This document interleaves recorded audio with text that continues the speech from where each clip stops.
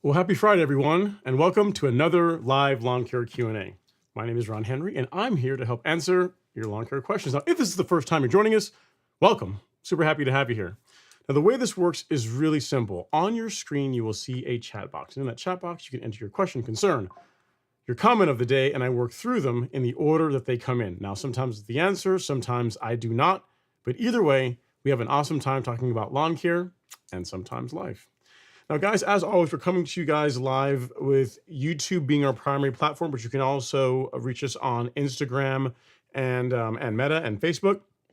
So whichever one works better for you, feel free to participate. For those of you on Instagram, I'll be bouncing back and forth and make sure you guys are part of the conversation as much as I can. So feel free to drop your comments in there. Guys, so tonight what I want to talk about a little bit was just that the reminder that this time of year, if you have warm season grass, you're really coming up on really the last time period, really, as far as doing any kind of leveling work. Now, if you have a cool season lawn, you still got plenty of time left because really your second season starts about 4 weeks from now. But with a cool season lawn, if you're planning to top dress Bermuda, zoysia, really you got to get it done. Like last week would have been better. This weekend is really getting towards the time frame for doing that. And if you decide to go out and do that to top dress your lawn, to level your lawn, the key thing I'd encourage you guys is to go light. So I've been getting a lot of emails and pictures from folks on projects in different states of leveling. I'm going to share some of those with you guys tonight as far as updates some folks had. Some of you seen last week. Some are getting ready to do their leveling work this weekend based on what I was telling them last week.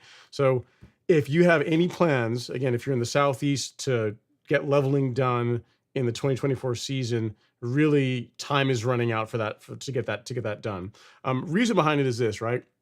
While Bermuda really doesn't start going dormant, really, or start slowing down really until October-ish, at least where I am in Northeast Georgia. The thing that you run into is that if you wait too late in the season, say you wait till the end of August, early September to do a lawn leveling project, you're not really giving the lawn enough time to bounce back, to recover, because as temperatures cool off, the grass grows more slowly. So just because it's green doesn't mean that it's growing as quickly as it did like in July or even now in early August. So if you have any plans to do any leveling work this time of year, really, or this season, really now is the time to get it done. If you have warm season turf grass and you're in the Southeast United States. So as far as how to go about doing that, whenever you're doing lawn leveling, what I always recommend, I always think works well, is to combine aeration along with top dressing. So you can't get out there, you can just put out a leveling mix, and that can work okay.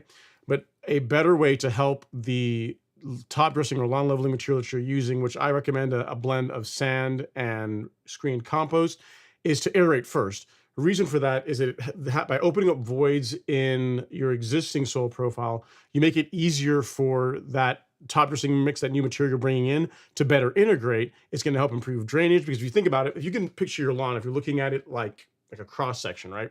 And you punch holes all throughout it, which you would do from aeration. And then you went through and you leveled it, right? We're using a mixture of sand, soil and sand. Now, if you could also look at that cross section, if you kind of visualize this, you see like little mini pipes all throughout the lawn that are filled with that sand and compost mix. So it's going to improve drainage, can help it integrate better. And whenever again, like the big thing I always say that people don't realize is a huge benefit of top dressing is just the fact that the lawn drains so much better. And a big part of that is incorporating aeration as part of that process. So aerate. What I also recommend is if you're going to put out any kind of a fertilizer, then's a great time to do it. So aerate, fertilize. If you want to put out a granular biostimulant like Essential G, that is also a great time to do that, because those products need to get in the soil to work anyway. When everything's opened up, great time to do it. And then finally, you would put your top dressing down, ideally not too thick. I am a fan of going 1/4 to 1/2 inch on the high end.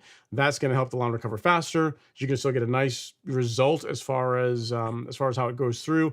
And just in general, I've tested going heavy and I've tested going like really light, and 1/4 inch to 1/2 inch I find works best. So for any of you guys that are still planning to level your lawn in the 2024 season, don't wait. Now, like time is running. Tick tock is what I would try to say. Now, from on that topic, we have a couple of pictures from some viewers that are doing some leveling work. So Colby Brown, if you guys remember last weekend, he sent some pictures in showing the state of his lawn where he had scalped. He had brought in a bunch of sand. He was getting ready to do some leveling. And this is the state of his lawn this week. So that's picture 1. Picture 2, this is after his first mow. So he got his first mow done, and it's growing in nicely. You know, he sent me an email. He was a little bit worried that he might have, he was concerned that he may have scalped it too low, too short. I think it looks fine. I mean, the big thing is, you know, by going shorter, it makes it easier to get that top dressing mix integrated with the sand, with the existing canopy. It makes it easier to spread it, and overall it looks good. It's going to grow in really nicely. When that's done, it's going to look really nice once it grows through. So I think you did exactly right. Now, on that topic of folks that are getting it done this weekend, they're kind of taking that guidance and saying, okay, now is my last stand in 2024. Again, if you have warm season grass, to get my top dressing done, Nepitz sent me 2 pictures, and he's doing easy mode. I have to admit that I was a little bit envious when I saw the equipment he's working with. So picture 1, as you can see, he's got the sand there in the corner of his lawn, and the close-up of what he's going to be using. He scored himself, it looks like an Eco 250, I guess, which these guys make top dressing, or putting out the top dressing material, far, far easier. So very nice work, sir, with getting that. You know, I'm not sure how you're going to load it. I'm guessing you're going to have to be doing that manually, but hey, at least part of it is easier, right? At least getting the material out is going to be easier. So very, very nice work. Keep us posted. Take pictures while you're doing it tomorrow and everything. And hopefully next week you'll be able to share some pictures with us on the live stream, letting us see how it all worked out, right? Awesome. Okay. So we have our first super chat of the evening. I'll take care of that, and then I will jump into the questions you guys have. And our first one comes from Antonio Vera. Antonio Vera. Thank you so much, Antonio. Super chat received. He says, soil tests are in. That's good. pH is at 5. Not great, but hey, I've seen worse. With it so low, do you recommend liquid fertilization only? I started the process of adding lime also. Just join your course. A lot of great info. Awesome, Antonio. First of all, thank you so much for joining the Academy. I'm glad to hear you're getting some value out of it. And as far as should you only do liquid fertilization? No, not necessarily. I mean, you definitely want to get a lime application done. But if you want to go out and put out a granular fertilizer as well, if again, to address any nutrient deficiencies you have, that is still going to be fine to do. No issues with that at all. As far as the lime that you're putting down, if you're into the course, you know that if your magnesium is low, we're going to want to go with a dolomitic lime. If your magnesium levels are fine based on your soil test results, then a calcitic lime is the best option. So again, no need to wait. You can still use a granular fertilizer along with liquid. That's what I do, and that will produce a great result. So good job on getting a soil test done. You'll be able to get those pH levels up with time. Just work on it consistently. It's you know, pH levels are one of those things. You know, folks look at them, and they say, well, you know, I want to fix, like the common term you hear is like, I want to fix my pH levels, right? And really, it's something a better way of thinking about it is it's something you manage, right? So you manage, you test periodically, you either apply a sulfur or a lime based on that to manage your pH to keep it in the optimal zone. Same thing with nutrient levels, right? If you do a soil test and your nutrient levels are low, you don't really, I mean, people use the word fix, but really what you're doing is you're managing those levels. You're then applying amendments, you're applying inputs to get those levels into the more optimal zone, but it's not like a one and done thing. It's something you're going to continually keep doing. So just realize that the most important thing is you got a soil test done. That's the most important thing. And now you have the data to be able to make a good decision as far as what you apply to your lawn. So that's you know, mission accomplished. Everything else after this is just easy. It's just inputs to, you know, making applications and patience. That's all there is to it. And again, thank you so much for joining the Academy. I really do appreciate that. And I believe you are currently our first and only super chat. So therefore, by default, that makes you our show sponsor. So in case it means something to you, your name in lights, again, for whatever that might mean to you. Thank you so much, sir. Really do appreciate it. If you need anything else, do let me know. All right. Next up, we have Mr. Jackie Bear in the house. He says, Brother Ron, have an excellent stream, sir. Happy weekend, everybody. Thanks so much, Jackie. I really do appreciate it. Thanks for taking the time to come by and, you know, lead the charge and say hello. I know you're always a regular, so I really do appreciate that. The next up, we got Mr. Aaron Pate. He says, Ron, I have St. Augustine in Georgia. Okay, I guess it can happen. And I'm wondering if I should dethatch or verticut. I've never done either, but I've heard you should not do that to St. Augustine. When should I do either? Yeah, so dethatching, I really wouldn't do that to St. Augustine, and even verticutting, you know, St. Zoysia and Bermuda benefit more from verticutting than St. Augustine does, because with St. Augustine, you're mowing typically with a rotary mower at taller heights.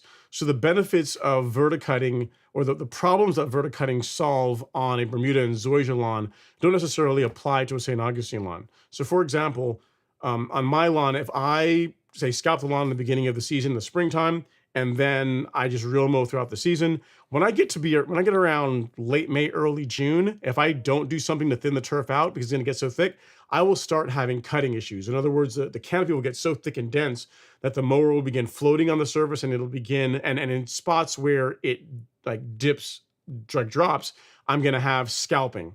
So for real mowed turf, especially lower maintained turf, is where verticutting really becomes a lot more important.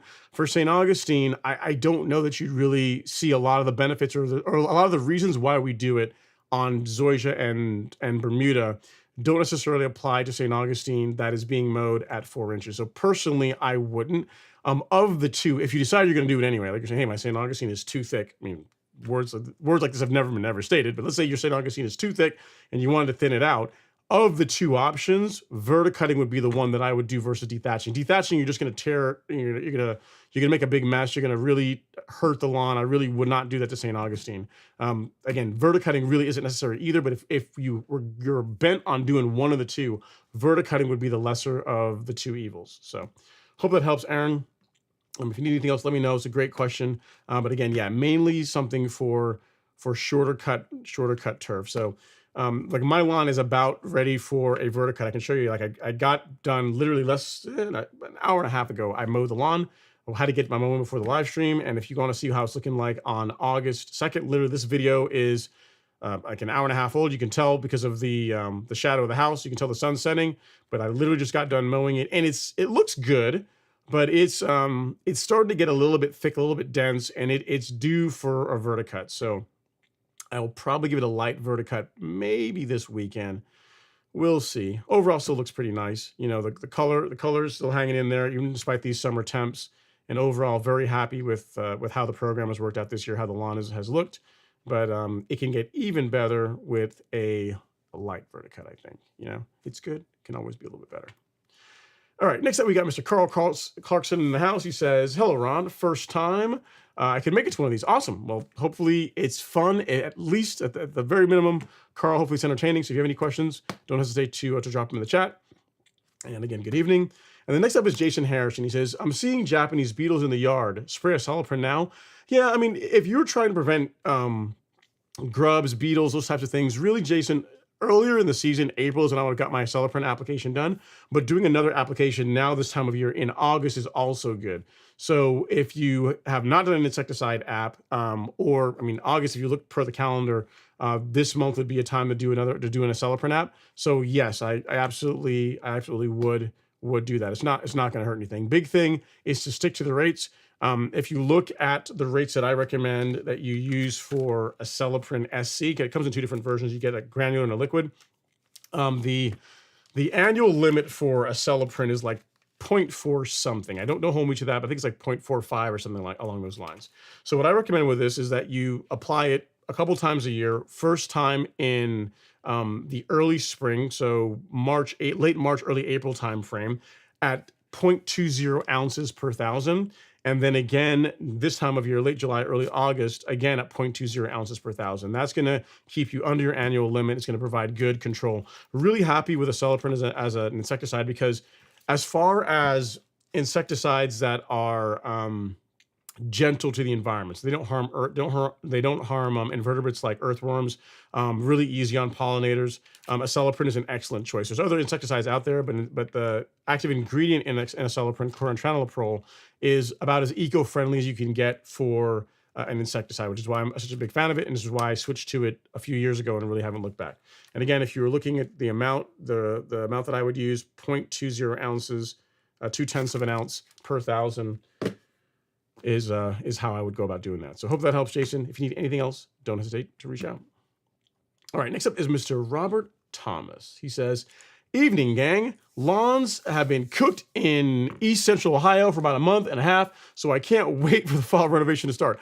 Yeah, well, here's the thing. It's going to start cooling off soon enough, Robert. Just manage it. Just keep enough water on it to where it will, it stays alive, and just manage it through this hot time of year, but it will get better in over the next 4 weeks or so. It'll begin cooling off, and your lawn should do quite a bit better. So stay the course is all I can tell you. All right, Anonymous is here. It says, is it too late to try and aerate Bermuda in Tennessee? No, not really. I mean, if you listen to what I was saying, Anonymous, I recommend leveling or the aeration as part of doing lawn leveling. And early August, which is what we are in now, today is August 2nd. So yeah, if you were planning to go out and aerate your lawn this weekend, there'd be no problem with that. There's still ample time for the lawn to recover from it. So by all means, if you want to get your aeration done, by all means, go for it. Not gonna hurt anything at all. Great question. All right, next up, we have Rodney Reed. He says, in the process of scalping this evening, can I apply PGR along with liquid fertilizer? You could if you wanted to, Rodney. It's not going to hurt anything. Whenever I apply growth regulator, I've been asked this question before. I can't think back to a time when I've applied growth regulator just by itself. It's typically always with a liquid fertilizer of some sort. So these days it's going to be either the Hour 22-3 fertilizer, either that or 901C is what I'll typically mix along with it. So yeah, if you wanted to do growth regulator app, do Primo or whatever, yeah, there would be no issue with doing that, especially if it's something you've been doing regularly. So like growth regulator is something you've been using in your program all year. There's no reason to really stop. I imagine with the scalp that you're doing is going to be relatively light, like you're not taking it down to the dirt. It's more of like a high to cut reset type thing. So again, no issue there with mixing a little bit of growth regulator in with your fertilizer app if it's time to do that. All right, good question. Look at you guys, man, getting your last minute cultivation work in for the season. I like it. All right, Antoine Clacken. Antoine, every time I hear your name, I like saying it. It's like a fun name to say, Antoine Clacken. He says, happy Friday, everyone. Ron, I've been looking into my little Bermuda project, a lot, 500 square feet area of putting and chipping green. Only cultivars I can get in my area are sod or 419, iron cutter, celebration, and you're in coastal North Carolina. Of those, you're going to be cutting it at green's height. That's a good question. I'm not sure how low you can run iron cutter. Tifway you can get Tifway down pretty low, but I don't know that if celebration or that new cultivar you're talking about, if iron cutter would be a better choice. I don't know the answer as far as which one is going to be the best for your putting green. If you could find like a dwarf Bermuda or something, that would be ideal. Like, something that's actually designed for really low cutting heights. But yeah, it depends on how low of a green we're really talking about here. If you're talking like 3/10 of an inch, you could probably get any of those to work at those heights. But I would look into, celebration and iron cutter and see which one of them maintains their color better at lower heights. I know 419 is going to look pretty light at that cutting height. So I would look into the other ones before you decide on that on 419. All right, next up we got Mr. Mark Romano in the house. He says, getting real. I see what you did there, Mark. I like it. And he says, and I'm leaning towards celebration. Any thoughts? Thank you very much. Celebration is a gorgeous Bermuda cultivar, Antoine. I don't know how well it's going to tolerate the mowing heights you're going after. So I would just do some research on that. I've never maintained a Bermuda lawn under 0.45 inches bench height. So I don't know if that really, you figure the actual cutting is probably a little bit lower, but I've never went down to like between 0.2 and 0.3, which is where you'd want to keep a green, to know how well it would work out. So likely any of them will work. You're going to want to go with a finer leaf if possible, which celebration does have that. I just don't know what the color is going to look like when you cut it that short. So this is the only consideration that you may want to make. All right, next up is Mary J. She says, I got a little discouraged the last 2 times I cut at 3/4 of an inch. I got lots of ripples. I did double cut and then raised my height to cut up 1/8, and things are looking so much better. Again, my first year low. Yeah, so here's the thing, Mary J, to keep in mind is that if you are mowing your lawn and you're starting to get some of the washboarding, like what you're talking about, I would check the sharpness of a couple things. One, check the sharpness of your reel. That's thing one. And then second, is how thick the lawn is. So if you haven't done anything out the entire season to thin it out and you've been real mowing all year, that's going to become a bit of a challenge. I'm not going to be surprised if you start getting some cutting issues from real mowing all year. The lawn's gonna get really, really thick. If you haven't thinned it out at all, that can also be causing that. But the thing is, what I'd say is check to make sure that all across the entire reel, make sure that you're cutting paper. That'd be thing one. And then, you could try like exactly what you did. You raise it up an eighth, and that's hardly anything. Visually, you're not going to be able to see that. And if it's cutting better there and you like how it looks, I'd say just roll with that, because we are into August. If you do a scalp, I mean, it's going to come back, but it's as we get further and further into the season, it's going to take longer and longer to green back up. So it's really your call. I might just run it at an eighth higher, like how you are now, and just roll with that throughout the rest of the season. And then next year, now that you've got like a year of real mowing under your belt, like you got your first stripe, then next year plan for like a mid-season scalp. Plan for some kind of cultivation practice to thin the lawn out some, whether that is a scalp, whether that's a verticut, just throughout the season with a lawn that's being real mowed, especially at heights under an inch. They really do benefit from being thinned out, so that the cut maintains stays nice throughout the entire season.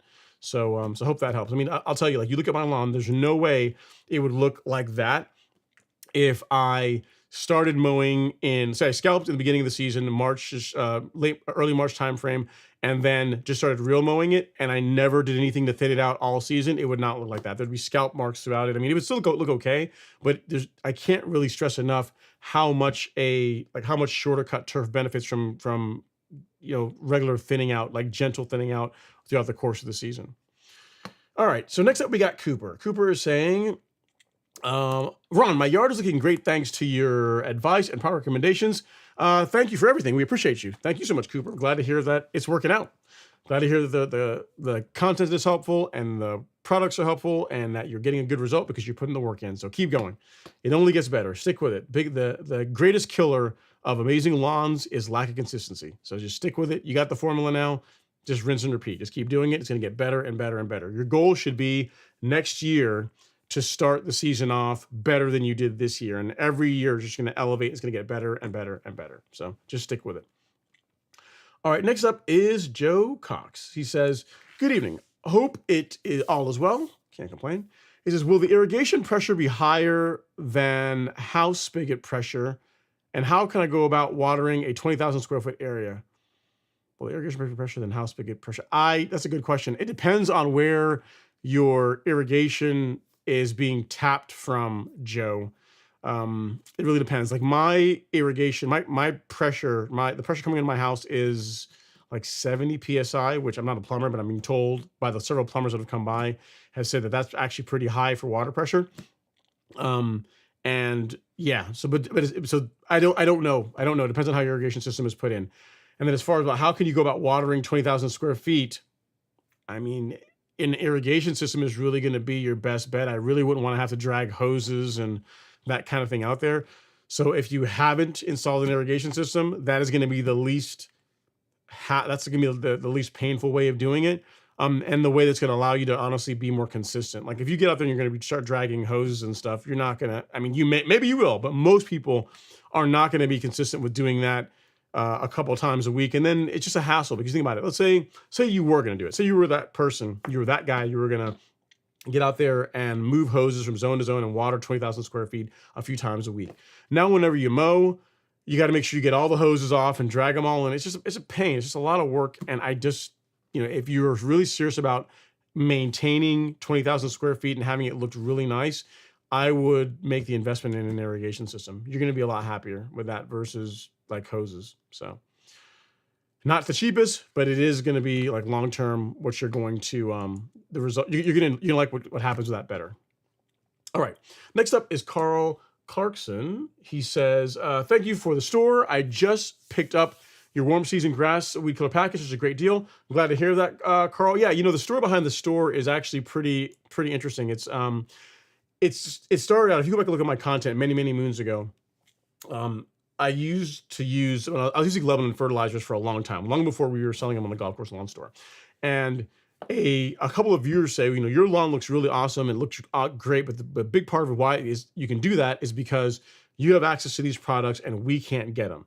So when the opportunity came along to be able to get access to the Lebanon fertilizers and begin making them available to you guys, that's what really started. Like one of the first major products on the store, if you guys went back like many years ago, it was Humic Max, right? It was like the 1608, and then it got expanded to including other products, the products from Miramichi Green, and it grew out to ensure that like whatever I am doing on my lawn, as far as the products I'm using, like the content that we write on the golf course lawn store, like all of that, I want it to be your one-stop shopping for for fertilization, for weed control, for insecticide, for fungicide, for everything you need to run like an A plus, like a really high end a program as far as keeping your lawn looking best. The goal is to make your lawn the envy of the neighborhood, and that's the goal of the store. Between the content that's written to help instruct and also the products that we carry, we're really picky about that. I can't tell you, like every week I get people to reach out to me saying, hey, can you carry this, or we want to send you samples of this to try out and we want you to start carrying it. And it's like, one, if there's not a need for it, meaning I already have something that fits that need, I don't add it, because I don't want to have a huge catalog of stuff. I really just want to have a curated list of what I personally know works well, and it makes it just easier and simpler for you guys. So really happy to hear that it's working well, that you're getting great results with the products. And if you need anything else, have any suggestions, I'm always all ears. Feel free to drop me a line, ron@golfcourselawn.com, and I look forward to keep hearing how things work out for you. So I really appreciate the feedback. All right, next up is Lance F. He said, Mr. Ron, what's happening? It's Friday. Go time. Yeah, buddy. Thanks for your time. I appreciate it, Lance. Thank you for your time, for coming to hang out, and so I'm not talking to myself. That would be weird. It wouldn't be the first time it happened, but appreciate you coming, so I'm not talking to myself. That's always that's a better alternative. Next up is No Name. No Name says, hey, Ron and fellow lawn enthusiasts, looking forward to some great lawn chat. Let's get those likes up. Let's do that, guys. We got 92 people in the live stream and only 48 likes. This makes Ron a sad panda. So if you guys can hit that like button, I'd really appreciate it. It costs absolutely nothing. It's a free way to support the channel. Sends good vibes to YouTube algorithm, all that fun jazz. And if you could do that, I'd really appreciate it. All right, we got Ninos. Now, Ninos, I don't want to butcher your name, so it's Ninos Yokana, I think. And if I mess up your name, I apologize. Ninos Yokana. He says, when can we do leveling for cool season? Great question, Ninos. So for cool season lawns, most people begin doing their leveling work in late August. It depends on where you are in the country, but typically springtime, which is long gone, and then early fall. So late August time frame is when folks with cool season lawns will typically do their leveling work. When cool season lawns are starting to take off again, when temperatures get a bit milder, that is the ideal time to level them. So in your case, again, I'm not sure where you are in the country exactly, but late August, as a general rule, is a good time to start looking at doing your leveling work. And if you're going to do that, not to sound like a broken record, but go light, go thin. I actually have a blog post on lawn leveling. I actually should have linked it tonight, and I actually got a couple of them. So I'll do this. I'll link this one. There's a couple of them, like how to top dress your lawn, but this was really on how to level a bumpy lawn. And what's cool about it is also incorporates, it shows irrigation. It's got a video showing how to do top dressing, spot top dressing. It's got everything in it. So if you are so interested, this link here, let's see, lawn leveling guide. There we go. That blog post on the Golf Course Lawn Store will get you all squared away as far as tips, tricks to help you get a good result, to make something that is fairly challenging a bit easier to do. So hope that helps. Again, really appreciate you watching the content. If you need anything else, don't hesitate to reach out. Terrence Stamps is in the live stream. He says, good evening, all. Good evening, Terrence. You got a question mark? Is it good evening, all? I guess good evening, Terrence. I mean, are we not telling everybody good evening, or is there what's the reason behind the question mark? You're making me nervous. Like what do you know that I don't know? All right. Next up we have Oliver Ridham in the house. He says, good evening. Good evening, Ron. Got my GM 1600 sharpened this past weekend. Low cut bed knife was warped and thin. He recommended I get a high cut bed knife since it's thicker and I can get more grinds. What do you have? I don't know. I don't know. It's a good question. I do not know. I can dig up the invoice from Jerry Pate so we can find it, and I'm sure it's on there. I don't know. But mine has been ground three times since it was damaged, I think, and it's still the guy that like Michael Hammonds did it last time, and he didn't say, hey, you're due for a bed knife anytime soon, so I imagine I'm good. Remember, my mower also has after I hit concrete with it a few years back now at this point, I installed a new reel and a new bed knife, so it's practically it's a brand new setup. Whereas depending on the mileage that was on your GM, that might be why you are due for one. So it's hard to say. But I don't know the answer to that. I would follow his advice. You're not mowing at greens height, so a slightly thicker bed knife isn't going to be a bad idea. You know what I mean? All right, Leroy's in the house. What's going on, man? He says, Ron Henry. What's going on, Leroy? Yeah, man, it's good to see you. Good to see you came to hang out and just say hi in the live stream. So he's you don't know him, but he's someone that colleague of mine, a guy I worked with on a project that caused both of us to age a bunch of years, many years ago. So good to see you're doing well, my friend. Hopefully all is good in your world, and thanks for coming to say hi in the live stream. Appreciate you. All right, next up is Carl Clarkson. He says, I have centipede in coastal North Carolina. Is it still okay for me to level? I know centipede grows a lot slower than Bermuda. I put down my last bit of nitrogen for the year.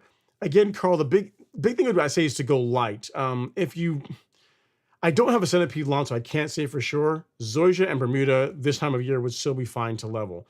You are in coastal North Carolina, so as far as you even getting like winter weather, like it's going to be warmer where you are longer than say more inland. So I'm inclined to say you'd be okay. The big thing is just to go light, stick closer to that 1/4 inch of material that you're gonna be putting down on the lawn versus, than the 1/2 inch side of things. So go light. There still should be plenty of time in the season for your lawn to grow through it. And that should be absolutely fine. So I again, couple of things. One, it's early August, and then second, you live near the coast, so it's going to be warmer where you are for longer than inland. So for those reasons, I'm pretty confident you'd be okay. Big thing is just go light. Don't get too aggressive with trying to beach a centipede lawn. All right, Antoine Clacken is back. He says, at Aaron Pate, I have St. Augustine in the front, and I only lightly rake it in the winter/early spring. I also bag the debris, not actually cutting while dormant. Hope it helps. Cool. Thanks, Antoine. Thanks for giving some context as far as what you do for managing your St. Augustine.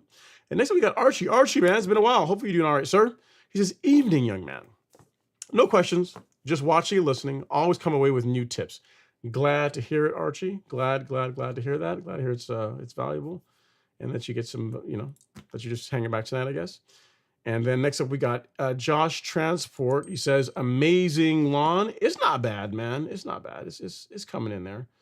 It's coming in there. Again, this video you're watching is literally it's less than 2 hours old. You can see the shadow. This is where the sun sets. You can see like this. I literally took this video right after I finished mowing, before I ran in to get a shower before the live stream. I'm really happy with how the lawn came out this year. The new products, the new micronutrient and fertilizer from Anderson's is performing great. The cultivation program has been on point, so overall quite happy with it. And keep in mind, I didn't level it this year. I didn't do any sand. I didn't do any top dressing this year.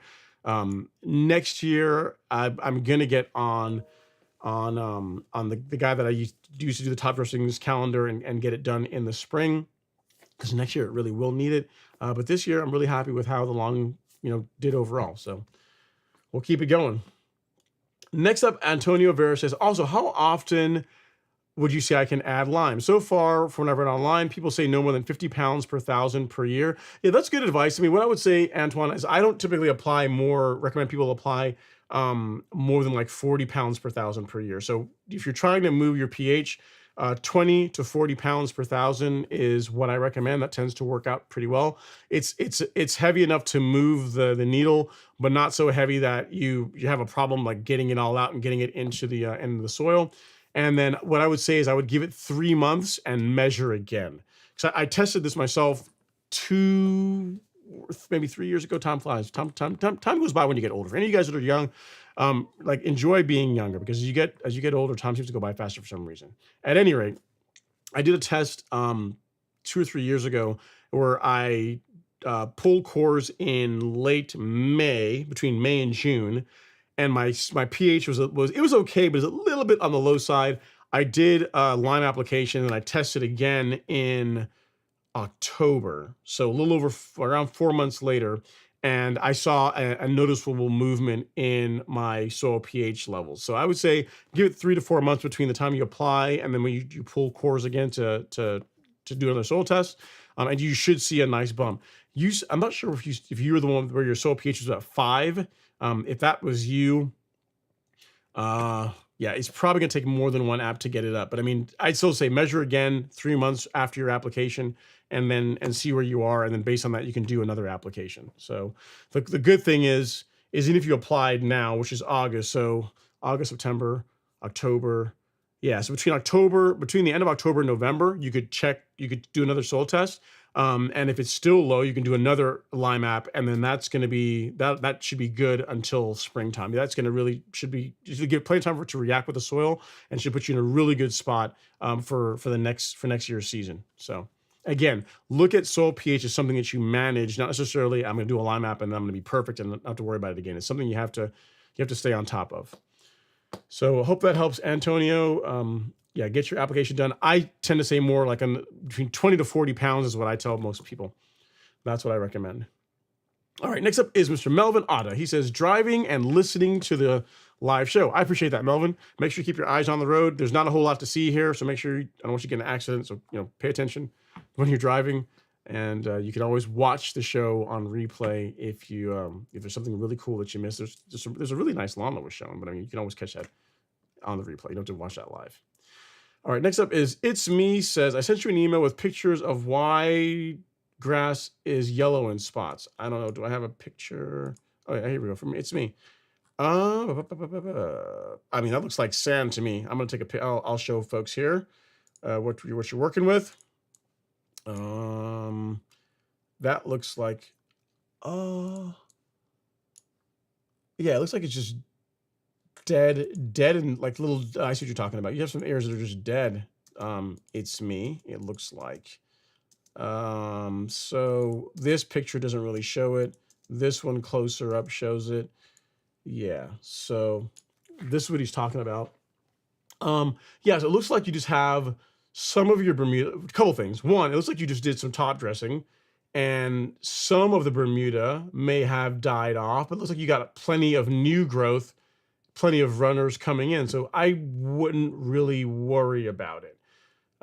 Yeah, it looks like you've got some of the leaf that tissue that died off, but you've got plenty of brand new leaf that's coming out and is looking good. So yeah, I wouldn't sweat it, because it looks like, I'll show the other picture here so people have more context.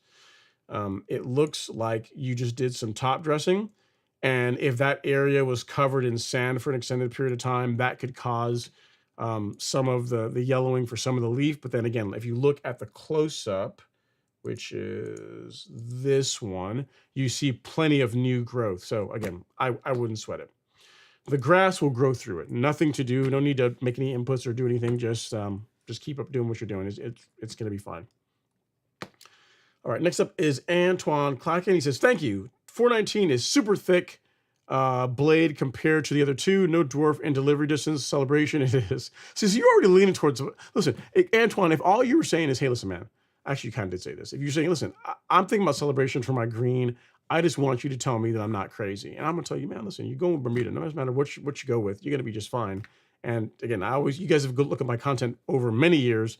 I've always been a fan of celebration. So if that's the way you want to go, by all means do it. Iron Cutter is a relatively newer cultivar that a lot of folks are talking about. I have not seen it personally. That's why I said I think it's worth a look. But if you got your heart set on celebration, you use celebration on your green. You hear, just go out there and get your celebration put down, enjoy it. Make sure it roots in well first before you start really stressing it by cutting it super short. That's the only piece of advice I'd give you. But enjoy the process. Enjoy the project. Sounds like a fun time. All right. What up, No Fam 24 says, what up, No Ron from Detroit. Let the lawn care talk begin, and happy Friday. Don't forget to hit the like button, everyone. Peace. You know what? You know what up, though? You sound, I haven't met you, but you sound like a lawn care hype man. Like if like lawn care could be made cool, like if say you're having like a showdown between two different mowers or two different lawns or whatever is going on, like I get the feeling that you would be a good hype man. Like you'd be the guy on the mic that would get everyone riled up and would introduce a contest. Well, I kind of get that feeling from the way you're coming across. Maybe I'm wrong, but I think others might agree with me. All right, next up is You Oughta Get To Me. Says, hi, Ron. I applied the 22-3 with Primo today. I like that. Oklahoma's in deep drought. Do I need to water more or about the same, 1 inch or so per week? By the way, the Yard Mastery sprayer you sold me has been a fantastic investment. Awesome. So do you need to only water 1 inch or so per week? Your lawn is going to tell you. Every lawn is different. Every soil is different. The conditions are different. If your lawn is looking dry, like if the color's starting to go out of it, you can try increasing the water some. The big thing you got to realize though is that irrigation is not really a replacement for rainfall. Like it's going to help, it's going to prevent the lawn from going dormant, but you're really not going to get. This is not a replacement for rainfall. The best way of saying it is just that, like rainfall is going to do a better job as far as hydrating the lawn than what you're going to get with just doing irrigation by itself. If 1 inch or so per week isn't getting it done, like you're still seeing the lawn beginning to yellow up more and more, you can try increasing it. So what I would say is in the areas where you're noticing the discoloration, try increasing how long you run that zone by say 5 to 10 minutes. So just, increase it a little bit and see if that helps with, with how the lawn does. It's going to take you a week or so to really see the results from that, but just try bumping the runtime of that particular zone up a little bit, and see if the lawn responds better than that while you wait for rainfall. Okay, all right. Next up is Mary J. Says, that makes a lot of sense. I can feel the mower floating on the grass now, like it did not earlier in the season. It's like driving on ice. I've only been real mowing and now thinning. I guess you're saying, and I guess now you're thinning out the lawn now. But yeah, that's all part of it. Mary J. It's there is no free lunch. I guess what I'm trying to say. Like if you want to maintain shorter cut turf, a manicured look under 1 inch, there's more work that goes into it. Like I always used to say, the lower you go, the more you got to mow. A guy that was that said it better than me, and I stole it from him, where he says a better way of saying it is the lower you go, the more you have to do if you want it to look good at those heights. You know what I mean? So, this year again, it's your first year of real mowing, so just whatever you're just learning. You're learning the equipment. You're learning the process. Next year, you'll know. Hey, I can start out in the season. I can start with a scalp and then mow until late May, early June, and then I got to do something to thin it out. What I would say is thin out the turf before it becomes a problem, before cutting becomes a problem. That's what I'd recommend. I find that once per month, once every 4 to 6 weeks is a good cadence when you're mowing it 3/4 of an inch, between 5/8 and 3/4 of an inch.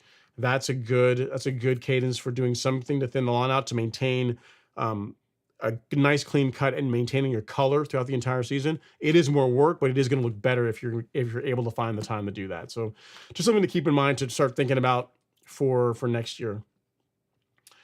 All right. And then Mary says, I drag hoses because I'm not allowed to install irrigation, and the tractor sprinklers that follow the hose work really well. Cool. Okay.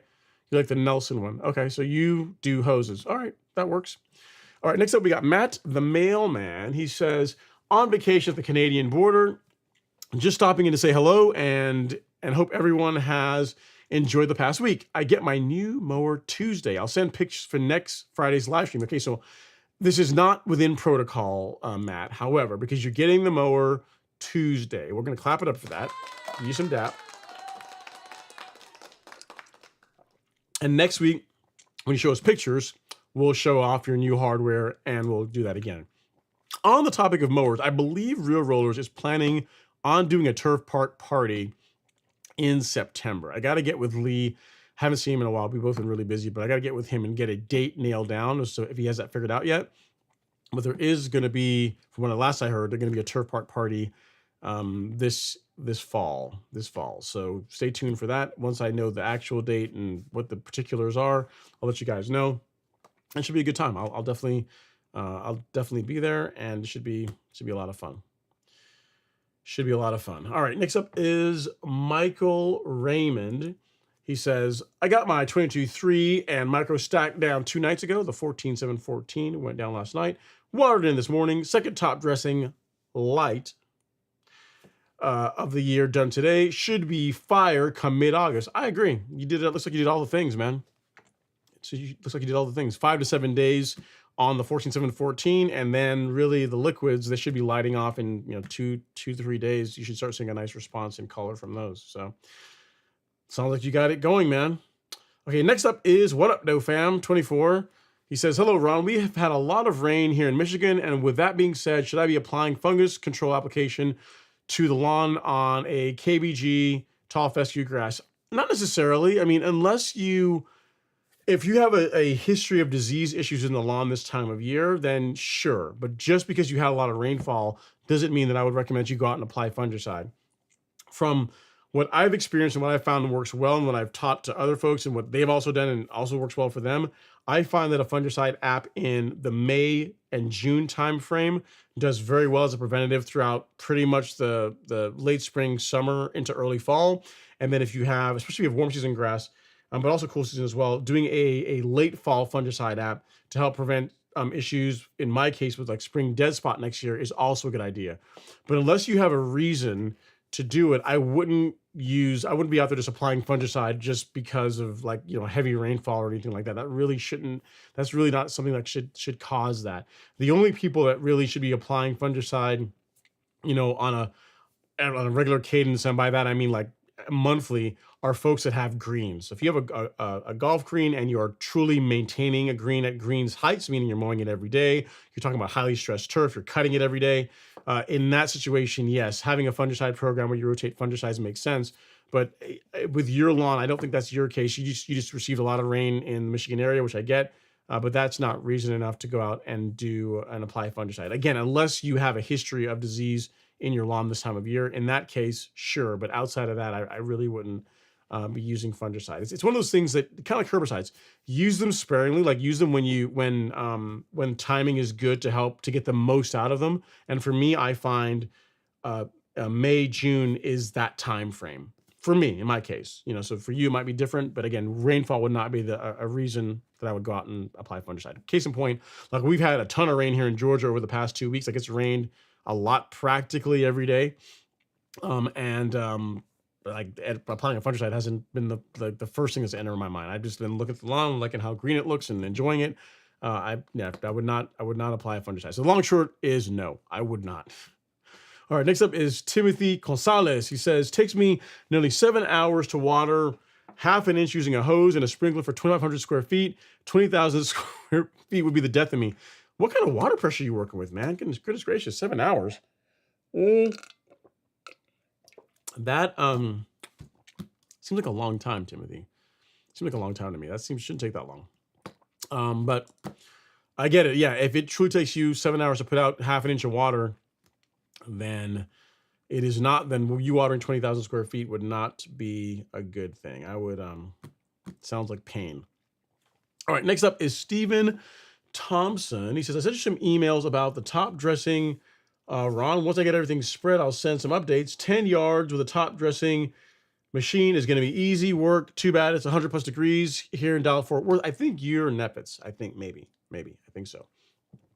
You said might core aerate and then mow down to 1 inch on the riding mower and bag. I'm hitting the backyard this year, which is around 12 to 13,000 square feet. Then throw down flagship and humichar and then toss out the sand, rake, and then begin the watering. Here's the thing, Stephen. You are already going, assuming this is you, and I think it is, assuming you're already going full send, man, with getting the eco. Why not? Listen, if you're going through the pain of putting out, how much in the yards? 10 yards of material. What's an aeration among 10 yards of top dressing material? That's nothing. That's like easy. So if you can still do it, if there's still time, I absolutely would do that. Granted, I'm not the one having to do it, right? So it's easy for me to say. But for you to get the really best result, I really would core aerate. I really would, man. I really, really would. So if you can get your hands on an aerator, then I would do that prior to top dressing if you can swing it. So hope that helps. Have fun. Keep me posted on how it turns out. Carl says, so glad of all the knowledge you give us. I have 15 different types of weeds in my front yard, so I can't wait to eradicate them all with your curated package. I appreciate that, Carl. So yeah, the Celsius Certainty Kit is really good in the sense that between the two herbicides, they do a great job controlling a broad range of weeds, like pretty much outside of the weeds that are really tough to take care of, like Dallas grass, torpedo grass, like it's out of the tough to kill ones. That package does a really good job, and and there's no temperature restrictions with either one of them. So if you're applying it in the early spring or even now when it's hot out, you can use them and have very little chance of discoloring your lawn, assuming that you spray at the correct rates, the label rates. There are other options out there that cost a little bit less. When you look at the label for all of them, they all have temperature restrictions. Like once you get to be 85 degrees or higher, you're really rolling the dice on as far as how much damage your desirable grass is going to get. Whereas with Celsius and Certainty, you don't really have that. Again, as long as you stick to the label rates and are sensible with your use of surfactant, you really shouldn't have a problem. So keep me posted as far as how well it does. And I'm glad to hear that the content was useful, the store is useful, and that you got the tools to be able to get the weeds in your lawn under control. Keep going. Stephen Thompson says, thanks for sharing, Ron. I hit you up on before I saw this, so I'm about 30 minutes in on the live. Yeah, I got you. Yeah, no worries, man. Yeah, I know. I'm pretty sure you are the person that I'm talking about, like the one that sent me the picture of the eco, because it was like a whole lot of sand. It was an eco. So yeah, Stephen said he was going to do that a few live streams ago. So I think that's him. All right. That guy has entered the live stream. Mr. Robert Rainey. He says, good evening. Crazy the amount of material that came off the lawn today from verticutting. I bet. Can only imagine. You could tell like mine needs it. It looks nice, but I mean, to most people would say, why would you verticut that? It looks great. Yeah, but it's a little bit too thick. It's starting to get, I don't want to say spongy, but it's time. It's time. That's all I'm going to say. It's time. Like I'm familiar with my lawn enough to know where, as nice as it's looking, it needs a little thinning out for the rest of the season. This actually might be my last verticut of the year, so we'll get that done. We'll see. Depends on how the temps work out for the rest of this month and into September. All right. Next up is Cole Ramirez. A shout out for my sons Callie and Ozzy in the Pacific Northwest. Cool, Cole. I guess so. Thanks for coming by to say hi from the Pacific Northwest. I appreciate it. And then next up we have Michael Ramey. Says, great hearing the history of the store, how the store started. I'd like to make a suggestion. Can you sell rain? Can I sell rain? Bro, do you know how wealthy I would be if I could figure out a way to sell rain? I'm doing fine now, but I need to get a good, so only quarter to half inches, that's all you need. Back in July time frame. See, in summer time frame, there's going to be probably an extra cost because that's the premium time for rainfall. So if I do figure it out, realize it's going to be like a rolling scale. It's not going to be the same price in like April as it is in July. So I'll work on it. No promises, but we'll see what we can come up with. All right, next up is Merrick. Can you imagine that if we could control the weather? Like truly control the weather? It's probably not a good thing. It would not be a good thing. Be a fairly nasty weapon if you could actually control, like truly control like weather. You create hurricanes, do all kinds of nasty stuff, right? Anyway, I digress. Mary J says, sore question to ask, but I like to learn from experience, if possible.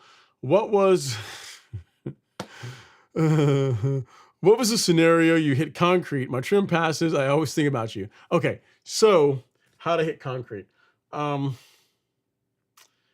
It's hard to explain. Okay, so let's take this bottle of Celsius. Say that this bottle of Celsius, say it right here is my driveway, right? You know how driveways will have some of them will just be flat and roll off right to the grass, and some of them will kind of have like a curve, like a little curve that rolls up, so that whenever you're back in your car, you don't hit like a 90-degree angle. It's kind of curved. So my driveway is that way. It has like a little curve, right? So if I am mowing, if I can do it this way, you can actually see. If I am mowing that curved curb, makes a 90-degree turn. So if let me see if I can recreate it here. Let's actually just do this. This is a better example. Let's say that this is the driveway and this is grass right here. So this is the driveway, this is grass. And so like I could park my car here and the driveway, that curb kind of goes like this and then like this. So I was trying to mow, or I'm not trying, I was mowing along this edge, along the concrete and the grass. And because my lawn is a little bit higher than the driveway, so it's probably half an inch or so higher than the driveway, I can actually let the mower hang over a little bit and it's fine. The problem is this, is when I was making a pass, so you guys can see, when I was making a pass, I probably had maybe an inch of mower hanging off the grass. And what happened is I got to here, when it drops off, that little bit just caught the edge and like tore, like it caught the edge of the reel and like tore it up. It just totally destroyed the reel and the bed knife. Now, had I done it like how I normally do, where I have the mower like say like an inch or two, like literally like hanging off the lawn and kind of floating over that concrete section, when I get to the end here, the mower just kind of jumps off and there's no problem at all. There's no chances with like catching nicks or causing any kind of problems. Like I did it today when I cut the grass, right? It's no problem. It's just that one pass, I was cutting it too close to where it's kind of hard to describe. The edge, like where the reel and bed knife end on the mower are the more vulnerable parts than the middle of the mower, if that makes sense. So if you have any kind of hard like concrete or anything that kind of gets there, like if you catch something there, you're much more likely to do damage than if you run over something in the middle of the reel and bed knife. And I just happened to make a pass where I didn't hang off enough, and it literally caught in, and I was literally mowing, and you've never heard such a horrible sound. It was like, and it just went. It's like a bomb went off. It literally went from whatever RPM the reel turns at to a dead stop instantly. It wasn't like it hit and scraped. It hit and I don't know. It hit and it broke. It damaged the reel, and it was like all of $800 or so to repair it. And there you go. Looks like Instagram stopped the stream. There's some kind of, I guess, a streaming limit they added. So let me see if I can get Instagram back up for you guys.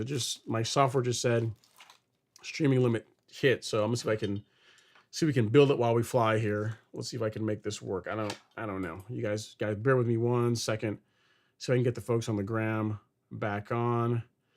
I don't know if this is gonna work, but we're gonna try it. All right, because I don't want them to they'll be like, hey, what happened, man? You cut us off. I'll be like, no, not really. Instagram did. So I don't know if this is going to work, but we build it while we fly, right? All right. Let's try that. Not sure how well it'll work, Instagram, but you guys are on there. So sorry about that, Instagram. You guys got cut off. Just ask your questions this way, or come over to YouTube. That too. They don't have the streaming limits like Instagram and Meta and Twitter have been getting lately. All right, so yeah, you know the story behind it, Mary J. There's actually a video, believe it or not, and I'll find it and send it to you. It's not a video that I like to watch very often. As a matter of fact, I only bring it up when some really insensitive person asks me about how I messed up my mower. But it's okay. It's okay. I'm not, not bad. Not bitter at all. Not bitter in the least. I'll find it because it's a two-parter. There is so I broke my mower, and then there's the repair bill one. So I'll let you guys watch both of them. You guys can get a laugh at my expense. So this is how I broke my mower. And then this second one is the repair bill, where I break down exactly how much it costs, line by line, how much it costs to repair it. So how much it costs to fix. So there you go. You guys got both of those. So hope that helps. All right, so for Instagram, we have a question now. He says, top 3 favorite reel mower brands. Toro, Allett, and the Revolution. I would say John Deere, but I've never actually used one. So I'd say when I say I say Toro. I'm gonna say Toro John Deere. That's like they're both the same. I put both those kind of like on even playing field.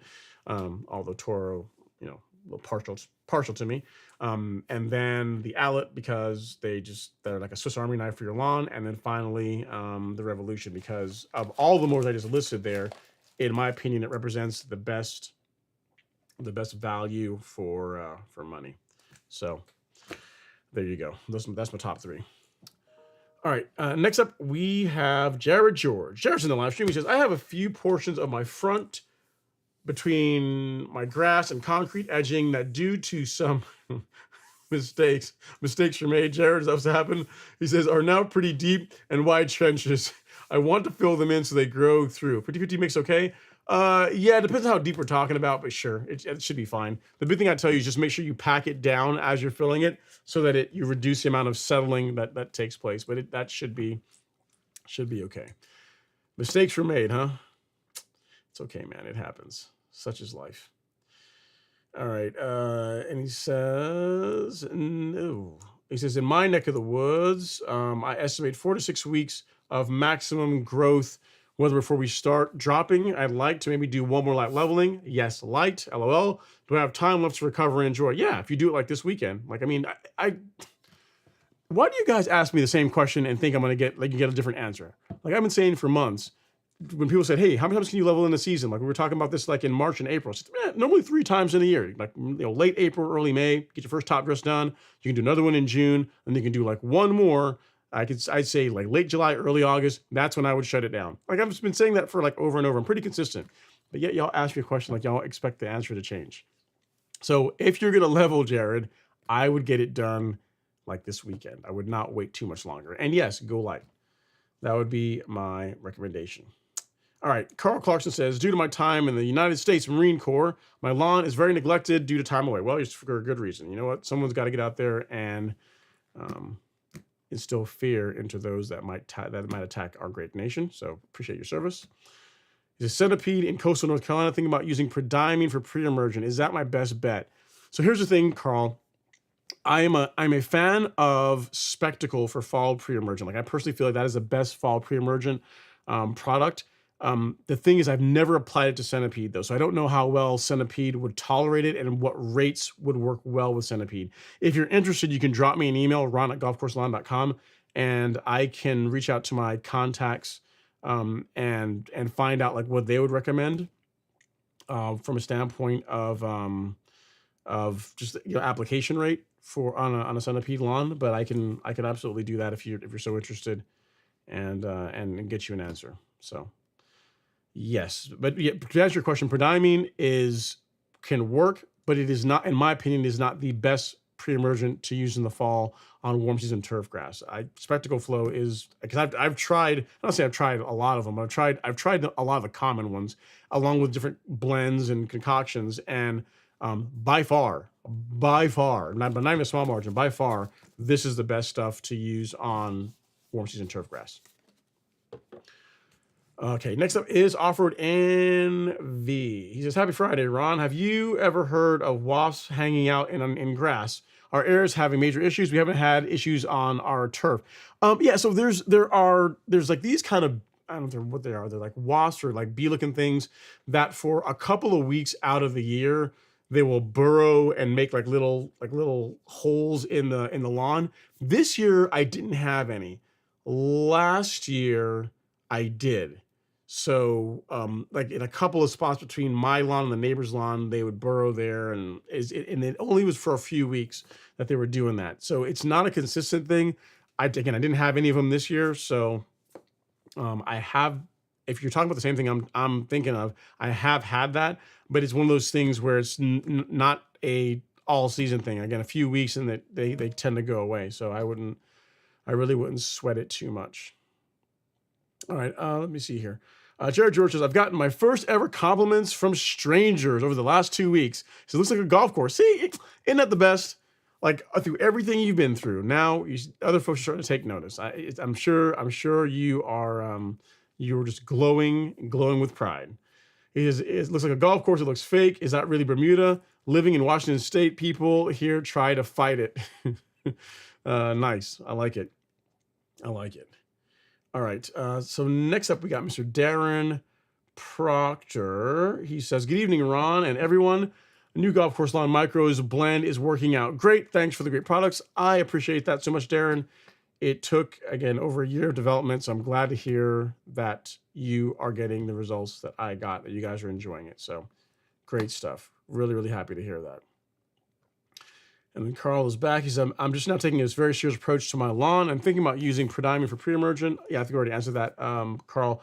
Pre-diamine is a good option. It's not the best. It's better than doing nothing. So meaning if your choices are pre-diamine or nothing, 1,000 times pre-diamine, yes. But if you can use Spectacle, that would be my recommendation. But I'll do some digging in as far as rates on Centipede to make sure that you'd be, just give you some guidance on how to best use it.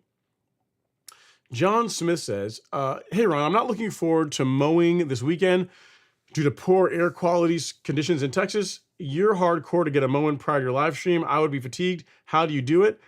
I don't know, man. It's just I try to stay in pretty good shape.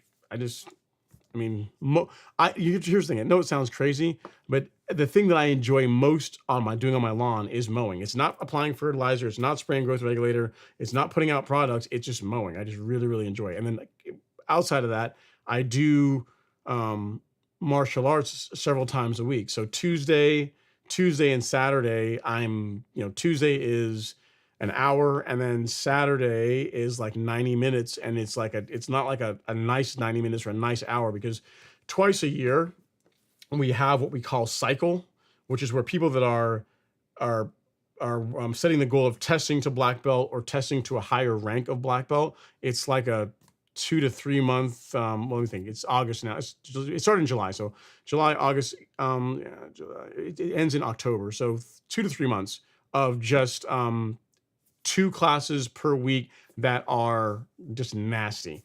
I mean, you're moving the entire time. We'll run like half a mile and then do karate, or we'll do karate and then run half a mile, and then you have to do all your forms, because the idea is to get you really tired and just really work on your conditioning. So between that, like, mowing is easy, man. Like when I mow, I'm like drenched, but it's not. It's not hard. It's not hard compared to like what I do in my other parts of my life. You know what I mean?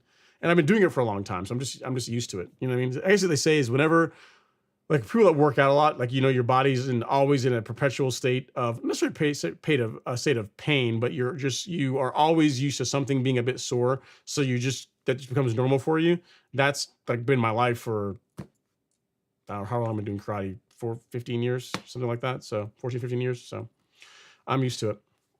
All right. Next up is Off-Road and V. He says, "I think I just answered that question. LOL, they are not using the good stuff from Ron Henry." Well, yeah, stuff I recommend it is not the cheapest, but it is good. You'd be hard pressed to do better. It's really, really good stuff. It's a curated list. Then What Up Doe Fam says, he says, "That's what's up, Ron. I just called the lawn care hype man on the channel. Glad to meet you. Peace."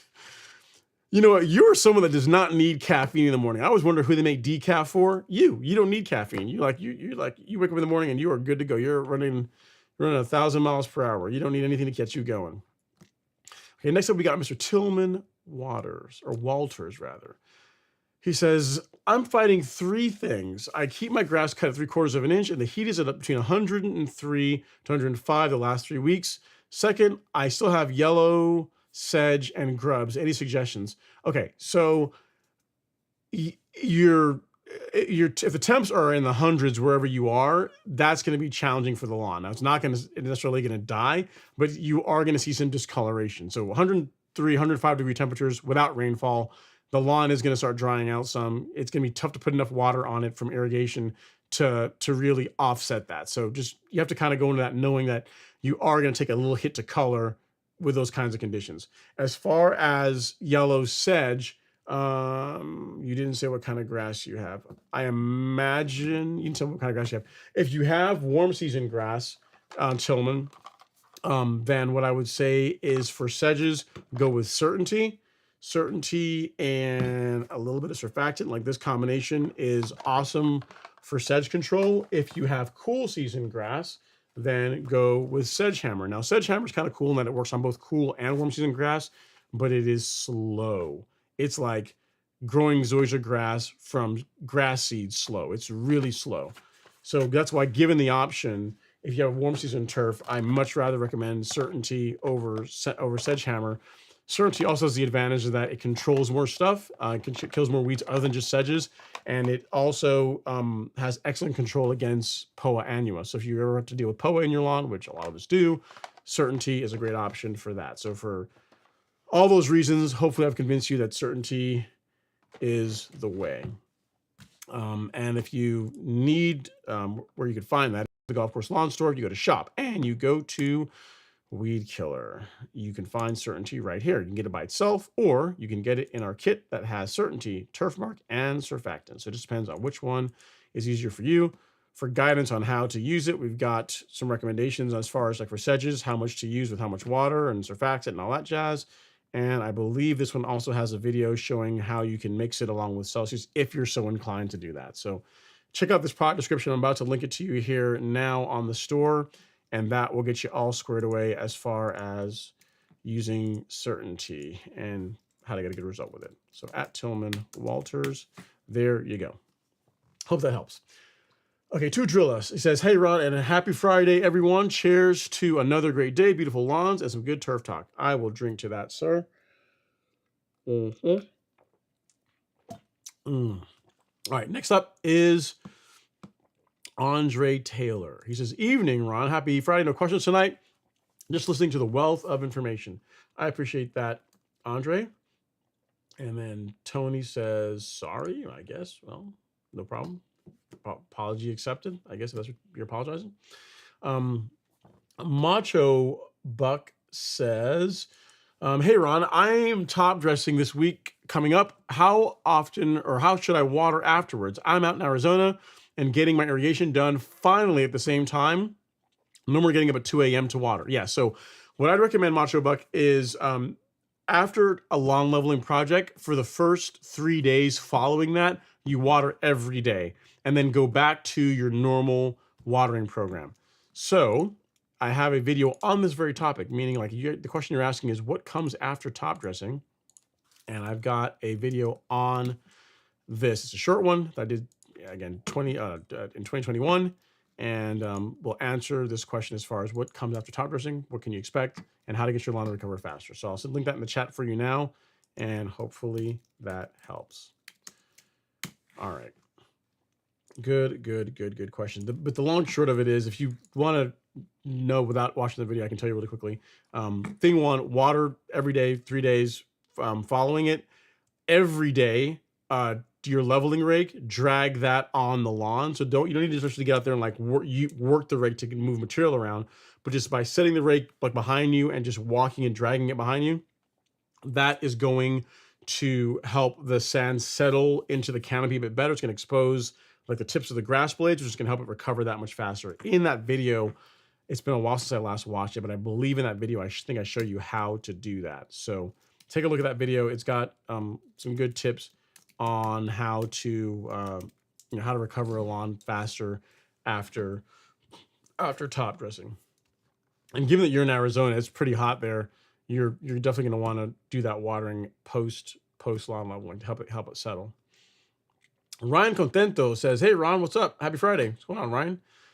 And then next up, we have Arthur Benjamin. He says, I have everything to get this Bermuda out of my zoysia. Rain in the forecast for the next 10 days. The Bermuda is laughing at me. Part of me wants to risk it. The other part of it is preaching patience. So you got recognition in Fusillade, and you're like, oh, I'm gonna get you now, Bermuda. I'm coming for you. Like it's got, you about to find out. And the rain is coming down. Bermuda's like mocking you. Is that what's happening? I hear you. Well, it knows its days are numbered, so let it laugh. He who laughs, or he or she who laughs best. So it can laugh now, but once the rain stops and you get that period of dry weather, and you put out your recognition Fusillade combo, you will have the last laugh. So I wouldn't sweat it. And I think you are doing the right thing. Exercise patience. That is a much better way to go. All right, Pepper Sanchez says, "Hey Ron, I just got a reel mower and I don't know if I should go smooth or grooved roller as an upgrade to my McLean. I'm a fan of the grooved roller, Pepper, so either one can work well. I've used both grooved and smooth, and in my opinion, grooved rollers are the way. That's what I would go with. They tend to produce a truer, a better cut than a smooth roller. If you think about it, like with a grooved roller, you've got like voids there for the mower for the grass to kind of to come through. Whereas with a smooth roller, you're kind of like really pushing or folding the grass down. So as far as just getting a more even cut, a grooved roller is going to produce a more even cut than a smooth roller. So given the choice, grooved is what I would say to go with. If you want to also see, if you also want some other, like just some observable facts as to why that might also be a good idea, if you look at greens mowers, they all come with grooved rollers. If you look at, case in point, look at real rollers. Look at real rollers. Real rollers, like in their name, their business started out selling rollers. When they did their mower, right, the Revolution 26, they put a grooved roller on it. So that should tell you something. That should tell you right there. Between the two, grooved is the way. It produces a better cut overall. If you go smooth, eventually a grooved roller is where you're going to end up. So I would just save yourself some time and money and just go with the groove and be done with it. All right, next up is John Smith. He says, although verticutting is essential, it's hard work. I have to start hydrating 3 days prior and wear a camo pack with fluids to get through the entire process that follows. It's tough in heat and humidity. It is. It's a lot of work, and the amount of material that comes out of the lawn is also quite a bit to deal with too. So it's the entire process is not for the faint of heart. But if you are that guy or gal that has to have that pristine look and you want that thing that's going to make your lawn consistently look better throughout the season, verticutting is a good practice to incorporate it along with your regular reel mowing. So again, this is one of these things you have to realize, guys. Like there's different levels to this. So if you can start out with just saying, hey, I'm going to mow my lawn every 2 weeks, and I'm just going to put out a fertilizer once or twice a season. That's going to be it. And you'll have a lawn that looks like it gets mowed every couple of weeks, right? The next step up would be you could go from mowing once every 2 weeks to mowing once a week. And that's going to be even better. And then the next step from that would be, getting a real nutrient program down and like doing a combination of biostimulants and fertilizer. That's going to help produce an even more better color. That's going to be more consistent. And then you really go down the rabbit hole and you start reel mowing. Like the appearance of your lawn once you start reel mowing is going to be unmatched compared to what you would get with a rotary mower. Just full stop. It's going to look better. With that though comes there's no free lunch, right? So comes other things that you can do. And here's the thing. There's people that reel mow their lawn and they don't verticut. And their lawn looks pretty decent, but with all of them, what you will find is when you get like halfway into the season, the second half of the season, the lawn doesn't look as good as it did the first part of the season. So assuming they scalp the start of the season out, the second half doesn't look as good as the first half, and verticutting helps correct that. So it's like another thing. Again, we're talking about levels on levels on levels. But if you are like after that X factor that just your lawn's going to looks good year round, verticutting is something, or some method of thinning out the turf throughout the season. If you're reel mowing, is something you're going to have to look into. So it's work, but it's worth it. All right, Devin's up. He says, "What's up, Ron? Another great night of turf talk from the best." I appreciate that, man. I don't know from the best, but I try. If there's one thing you say about me, I'm consistent, because I think it's either not, if not this week, next week's live stream will be 4 years doing this. 4 years of live streaming on Friday nights, which is a lot. It's pretty good. Next up is Jared. He says, "Ron, I attribute a lot of my success to your great advice over the journey. Thank you. You did the work, though, man. I mean, I give a lot. Here's the thing. You'd be surprised. I give a lot of advice, and there's a lot of people that don't follow it. So advice is one thing, but then actually doing something with it is really the more important. So yes, I'm glad the content is useful, the information is useful, the live stream is useful, but you really can't discount how important it is to actually do the thing and to do the thing consistently. You know what I mean? Like people don't realize, if you can be consistent at something and you really care about it, it's really, really hard to be bad at it. Really hard to be bad at it. What is it? What's it Bill Gates said? I mean, not that I'm a huge fan of Bill Gates, but I think he's quoted saying, like, most people overestimate what they can do in 1 year and underestimate what they can do in 10. And when it comes to lawn care, you could say most people overestimate what they could do in, a week or 2 or 3 or a year, and underestimate how good a lawn could look in, 3 or 5 years. So it's just, if you look at it from a standpoint of it's a journey, it's something you're just always going to continue to work on and tweak and get better and better and better. You're just going to enjoy it, because I keep saying this all the time, and you guys don't necessarily believe me, but like, if the only reason why this is fun is because there's the chase. It's the chase. It's the fact that it is hard to do this is why we do it.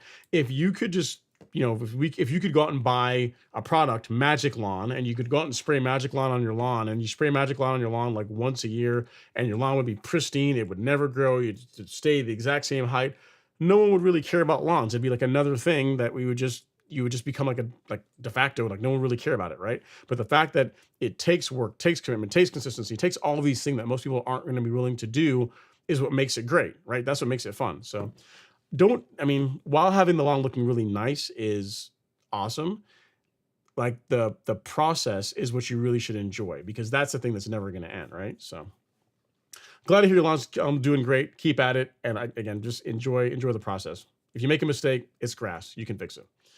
All right, next up is JR. He says, just got done scalping. Should I run the aerator before I sand? Yes, absolutely. Absolutely.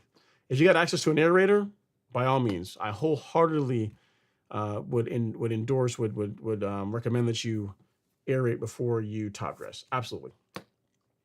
Joseph Atkins says, what's the best treatment for sedges on St. Augustine grass? I live in Houston, Texas. I spoke about it a second earlier there, Joseph, but what I would highly recommend is a product called Certainty, which is a warm season herbicide. It is amazing against sedges, and I would pair that with surfactant. So you can get both of those on the golf course lawn store. I was just showing someone else that had a question about sedges, and I will, you can get it by itself, or you can get the kit. So either way will work. This is really, the best deal. You also get marker dye, surfactant along with it. And if you're by Celsius, you already got the dye, you already got the surfactant. So it just depends on which way you want to go. But surfactant does make a big difference in how well herbicides work. So I'd highly recommend that you go that route. Yeah, so I'll send the link to you here so you'll have it in case you didn't see earlier. But yeah, that is what I would do, sir. That is how I would get rid of sedges in your St. Augustine lawn in Houston. In H-Town, I have family in H-Town in Houston. So yeah, hopefully that helps, sir. If you need anything else, don't hesitate to reach out. And then next up, we have Gary Callahan. He says, hey Ron, happy Friday. What's the difference between Primo Max, T-Nex, and Podium? Is Primo Max better than the others? If so, why? Do any of these products have a shelf life when opened? Okay, so there's a lot there going, Gary. I do like, of those three you mentioned, Primo I like the most, and yes, and the reason why is because it's the most consistent across the three of them. Like all three of those products, the active ingredient is the same as Trinexapac ethyl. But it's not just the active ingredient that matters. It's also all the carriers. It's all the other stuff that's in Primo that is different to what's in T-Nex and what's different to what's in Podium. I actually got a picture one time from one of my contacts at Syngenta, and they showed me everything that goes into Primo Max, like all the different ingredients. It's a lot of stuff. It's not as simple to make as you might think. Also, if you think about it, Podium, if I am not mistaken, is also made by Syngenta, right? But whenever folks are using Trinexapac ethyl on professional turf, they opt for Primo because Syngenta will guarantee it. Like if you use Primo on like professional turf on a golf course or field or whatever, and you're using it at the correct rates, like the consistency of bottle to bottle with Primo is such that the manufacturer will stand behind it more so than like say Podium, which is it's still a good product, but it doesn't have the consistency of Primo.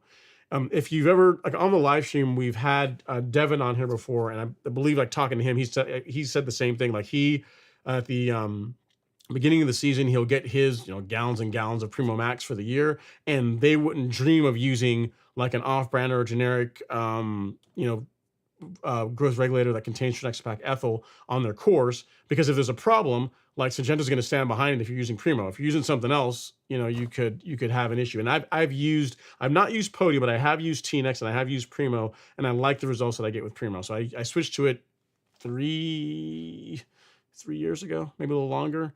And I haven't looked back. So of the three you listed there, I like Primo Max is what I use.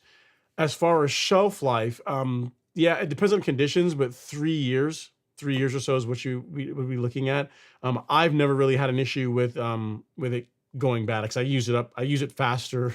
I never get anywhere near that 3 month or that 3 year shelf life period. So of the three, Primo is what I use. So hope that helps. All right, next up is Ant Live. Says, hey Ron, I want to spot level my Bermuda lawn this weekend. Besides mason sand, is there any other sand I can use? I'm in the Virginia area. The only sell sand by the yard. Yeah, so masonry sand or river sand. Those will work well. If you can find a place that offers like USGA sand, that's also an option too, but you're just doing like spot leveling. So maybe not, maybe you don't want to go through that much headache. But yeah, masonry sand, a coarse screened sand is what you want. You don't want a sand that has a lot of trash and debris in it. So something that is more coarse and is screened, so there's not, again, garbage in it, is what you're going to want to use. So mason sand is your best bet. A yard of mason sand really only covers about 1,000 square feet. So even though you got like a couple of areas you're going to be spot top dressing, you can easily use a yard of material over your entire lawn in other areas. I'm sure there's other spots that could benefit from a little bit of sand here and there. So if you got to buy a yard of it, no big deal. I would just get that and fix the area you're concerned about, and then also address some other areas that could use some spot leveling as well. Great question. Hope that helps. What I would not recommend that you do is don't use play sand. I would not do that. I would use a more coarse sand for your lawn leveling. All right. Let's see here. Senor Frijole, Senor Bean, or it says, I just seeded my lawn with Bermuda July 1st, and I've been mowing it every 2 days since July 15th. Oh, that sounds kind of soon. I'm having a lot of goosegrass and crabgrass pressure. Any suggestions? It's brand new Bermuda. I would just pull them. If you're having some goosegrass, you're having some crabgrass, if you can just manually weed for a while, that's what I would do. I mean, you are definitely ahead of the curve. If you seeded Bermuda in July 1st and you've been mowing it so you got germination in 2 weeks, and you've been mowing it every 2 days since July 15th, that's impressive. That's very much outside of the norm, is what I would say.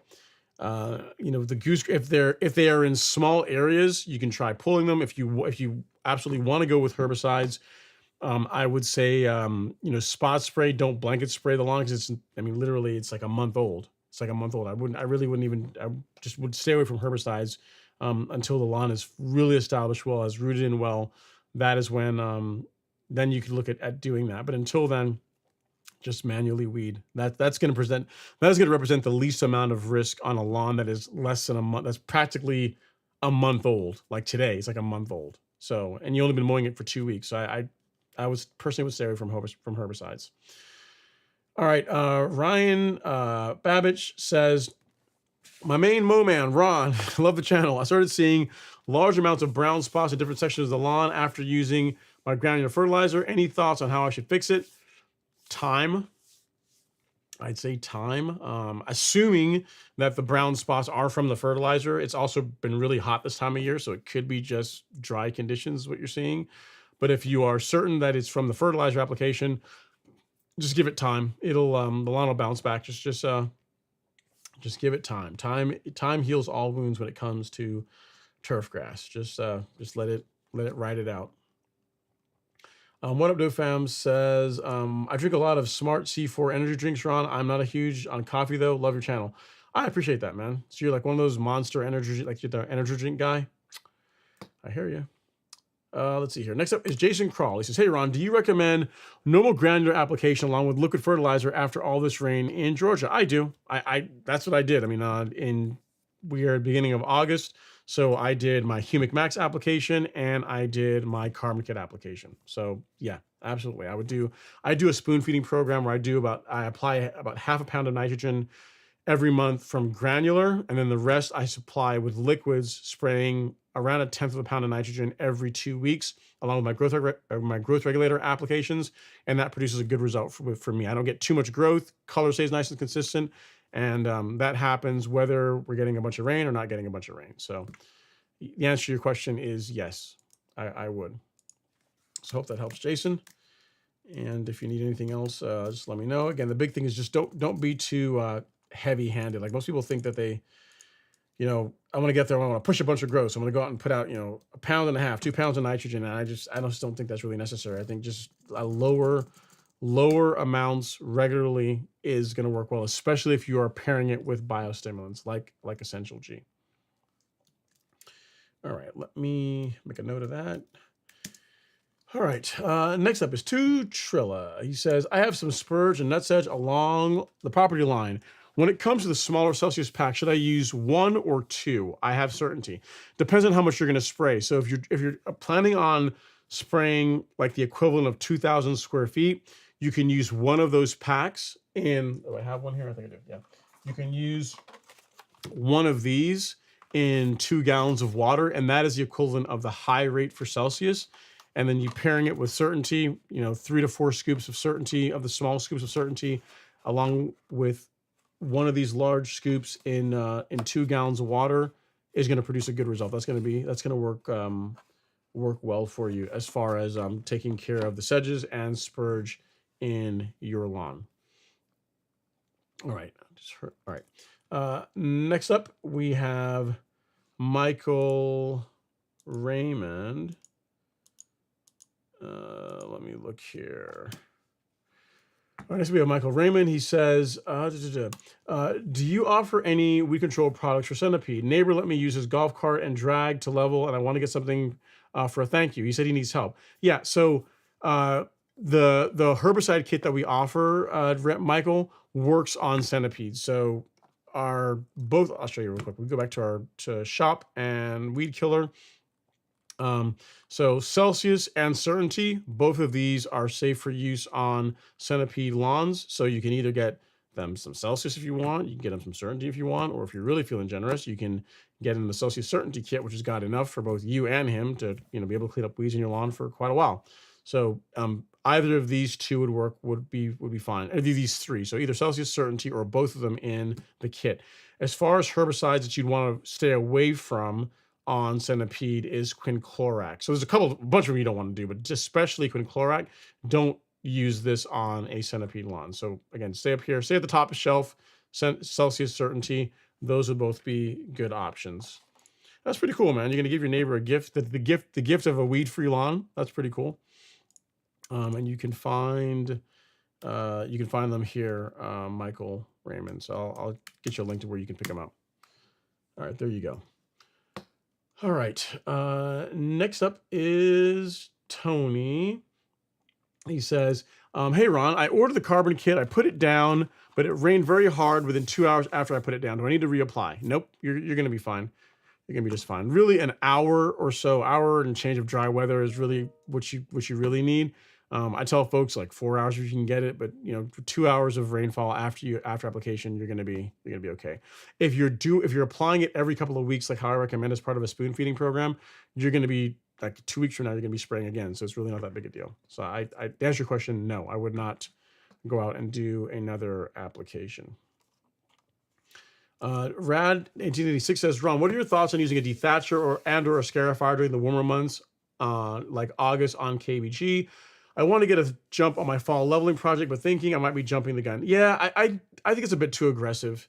A dethatcher I would not do at all. Scarification, if you wanted to do that, we're in early August now. If you wanted to do that, say like mid-August, so a couple of weeks out leading up to when you're planning on doing your leveling work, that would be okay. But I wouldn't do it at June, July timeframe when St. Augustine is just, or when Kentucky Blue Guys is just trying to survive the heat. So can you do it this month? Yes, I would give it a couple more weeks. I'd say 2 weeks prior to whenever you're planning on doing your your leveling work or whatever plans you have for your lawn this fall is when you can look to do your scarification.